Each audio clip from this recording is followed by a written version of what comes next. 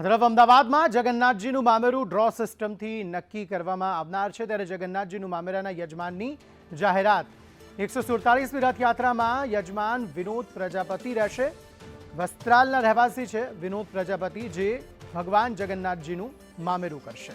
આગામી સમયમાં 147મી રથયાત્રાને પગલે યજમાન નક્કી કરાયા, ડ્રો સિસ્ટમથી યજમાન નક્કી કરાયા છે।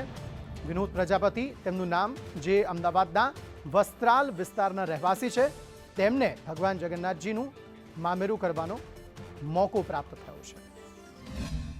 ફરીથી ડ્રો કરવામાં આવ્યો, જેમાં મારી સાથે જમણી બાજુ ઊભા છે તે વિનોદભાઈ પ્રજાપતિનો નંબર લાગ્યો છે અને સાથે જે ભવ્ય રથયાત્રા નીકળવાની છે 147મી, તેમાં ભવ્યથી અતિ ભવ્ય મામેરું થાય અને ખૂબ જ રંગે ચંગે પ્રસંગ ફરીથી ઉજવાય એવી જ રણછોડજીને અમે પ્રાર્થના કરીએ છીએ। 147મી રથયાત્રા હોય અને જગમોહન મામેરું કોણ કરશે તેને લઈને સૌ કોઈ યજમાનમાં આતુરતા હોય છે, જ્યારે અમદાવાદના વસ્ત્રાલમાં વિનોદ પ્રજાપતિ નામના ઉપર આ મામેરાનો પ્રસંગ છે, તેમના રૂડો અવસર ઘર આંગણે આવ્યો છે। વિનોદભાઈ છે આપણી સાથે, એમની સાથે જ વાત કરીએ। વિનોદભાઈ પ્રજાપતિ, ભગવાનના ભાણેજોના આગતા સ્વાગતાની તૈયારીઓ હવે કેવી કરવાની શરૂ કરશો? બહુ ધામધૂમથી કરીશું।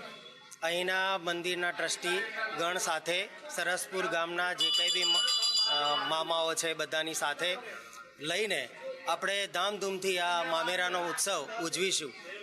ભગવાનની કૃપાથી જ મારું નામ આવ્યું હોય એવું લાગે છે, કેમ કે અગાઉ જે ડ્રોમાં નામ આવ્યું એ આગળ ના વધી શક્યું, ત્યાર પછી મારું નામ આવ્યું। ખરેખર એ કૃપા દ્રષ્ટિ છે ભગવાનની। પરિવારમાં એક ખુશીની સાથે તમામ તૈયારીઓ છે તે પણ હવે શરૂ કરવામાં આવશે।